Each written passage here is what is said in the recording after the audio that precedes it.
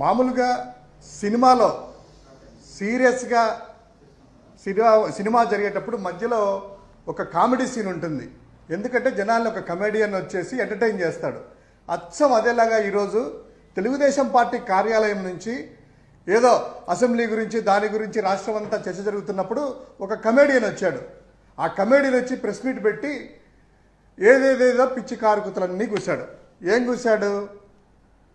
జగన్మోహన్ రెడ్డి గారికి ఏదో మెంటల్గా బాగలేదు, దాని గురించి ఏదో బెతలం హాస్పిటల్ తీసుకెళ్ళాలి, అధ్యక్షులు మార్చాలి, అసెంబ్లీకి ఎందుకు రావు అని ఏదో నానా మాటలు అన్నాడు.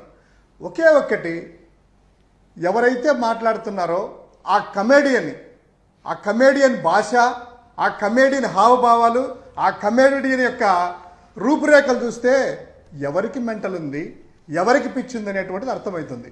అదేవిధంగా ఫస్ట్ ఒకసారి గుర్తుపెట్టుకోయ్యా కమేడియన్ నల్లబాలు గారు, మీరు మెంటల్ అనేటువంటి పదం వాడతానే ఇమ్మీడియట్గా గుర్తుకొచ్చేది మీ పార్టీలోనే ఒక యాక్టర్ వాళ్ళ ఇంట్లో కాల్పులు జరిగితే సాక్షాత్తు నిమిషంలో జాయిన్ అయ్యి డాక్టర్ల చేత అదే మెంటల్ సర్టిఫికేట్ తీసుకొని బెయిల్ మీద బయటకు వచ్చిన మాట వాస్తవమా కాదా?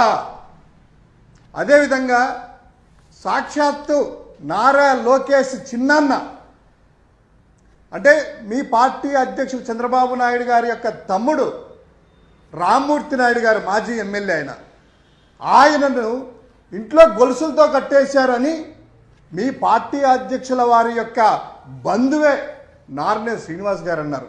అవునా కాదా? అసలు ఆయన కొడుకు నారా రోహిత్ గారి ఎంగేజ్మెంట్ జరిగితే అందరు కనిపించారు కదా, మరి ఆయన ఎందుకు కనిపించలేదు? ఒకసారి మీ అధ్యక్షుని అడుగుతావా నల్లబాలు? నోరుందని ఇష్టం వచ్చినట్టు మాట్లాడకూడదు. ఇక అసెంబ్లీకి వచ్చేటువంటిది, అసెంబ్లీకి రావాలన్నా వద్దా అనేది మా పార్టీ లెజిస్లేట్ పార్టీ యొక్క నిర్ణయం. నువ్వెవడయ్యా అడిగేదానికి? నీకేం హక్కు ఉందయ్యా?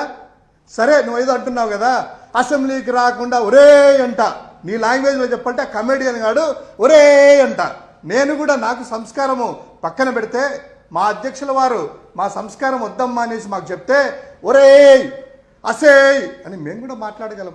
నీ యొక్క చీఫ్ బాడీ లాంగ్వేజ్తో ఇష్టం వచ్చినట్టు మాట్లాడుతున్నావు కదా. సరే, గ్యాస్ ఫ్రీ దొబ్బేస్తున్నారు అంటున్నావు, జీతాలు అంటున్నావు, ఇవన్నీ ఒక్కసారి ఎవరిని అడుగుతున్నావు? అంటే నవంబర్ 19, 2021 సంవత్సరం గుర్తుందా నల్లబాలు? అరే కమెడియన్ గుర్తుందా? అదే రోజు చంద్రబాబు కారణం లేకుండా 2.5 సంవత్సరం అసెంబ్లీకి రాలేదు కదా.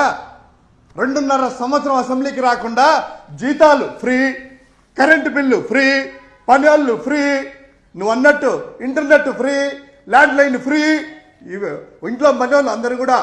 ఎందుకయ్యా ఏం ఆ రోజు చంద్రబాబు ఇంటికి పంపించాడు ఆయనకి? నువ్వు చంద్రబాబుని అడుగుతున్నావా?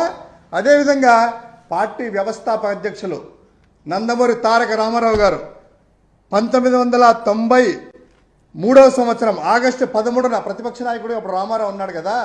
1993 ఆగస్టు 13 ఏమయ్యా రామారావు గారు కాంగ్రెస్ పెట్టి మీద చెప్పి అసెంబ్లీలోంచి బయటకు వచ్చింది. అసెంబ్లీలోకి కాంగ్రెస్ ప్రభుత్వము ఉన్నన్ని రోజులు రాను అని వచ్చాడు కదా.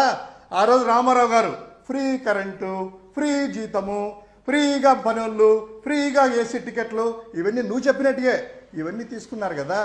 ఇవన్నీ కూడా నువ్వు అలా అంటున్నావు. వాళ్ళని తిట్టలేక, చంద్రబాబు నాయుడు నువ్వు తిట్టలేక 2.5 సంవత్సరం ఎందుకు తీసుకున్నావా అని రామారావు తిట్టలేక జగన్మోహన్ రెడ్డి గారి మీద అంటున్నావా?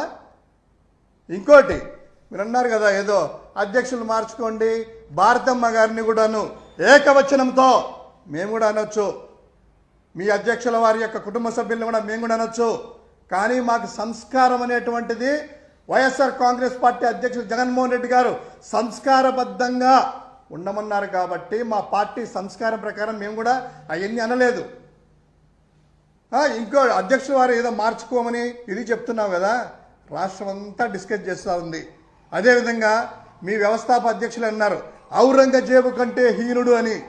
త్వరలోనే మీ యొక్క పార్టీ అధ్యక్ష స్థానానికి ఎసురు పెట్టి ఔరంగజేబులాగా నారా లోకేష్ చంద్రబాబు నాయుడు పక్కన పెట్టి ప్రభుత్వాన్ని లాక్కోబోతున్నాడని రాష్ట్రం అంతా ఉంది. ఔరంగజేబులాగే గుర్తుపెట్టుకో నల్లబాలు, గుర్తుపెట్టుకో.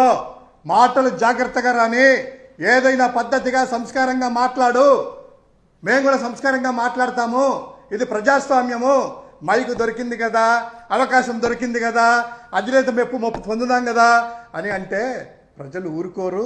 ఇక్కడ మేము కూడా ఊరుకోము. ఖబర్దార్, జాగ్రత్త.